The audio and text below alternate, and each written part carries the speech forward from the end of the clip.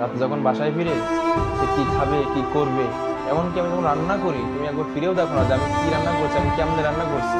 আর আমি তো একটা পুরুষ মানুষ, তাই না? আর তুমি ভালো করেই জানো যে রান্না বান্না করা পুরুষের কাজ না, এটা সম্পূর্ণ মহিলাদের কাজ, যেটা আমাকে করতে হয়। যেহেতু ফোনই তোমার কাছে সব, ফোন নিয়ে তুমি সারাক্ষণ থাকো, তাহলে আমার দরকার কি আমি বুঝতে পারতেছি না। তোমার ঘুমাইতে গেলে ফোন লাগে, ওয়াশরুমে গেলে ফোন লাগে, আমি যে ব্যক্তি তোমার সামনে থাকি তুমি তোমার দিকে খেয়ালই করো না। ফোনই তোমার কাছে সব কিছু, আমি কিছুই না। আচ্ছা একটা কথা বলো তো, এই ফোন ফোন আবিষ্কার হয়েছে কিছু ছিল জানো? যেন কঠিন কাজকে লোকজন সহজভাবে করতে পারে, দূরের কোনো লোকজনের সাথে সহজে যোগাযোগ করতে পারে, এই জন্য তো তাই না? কোনো ব্যক্তিকে অলস করার জন্য ফোন আবিষ্কার করা হয় না কিন্তু, যেটা তুমি করছো, তুমি সারাক্ষণ ফোন নিয়ে এক ব্যস্ত থাকো। তুমি ফোন নিয়ে এত এডিক্টেড হয়ে গেছো যে আমি তোমার স্বামী, এটা তোমার মাথায় থাকে না।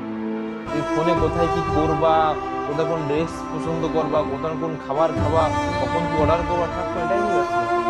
তুমি তো আমাকে কোনো টাইমই দাও না।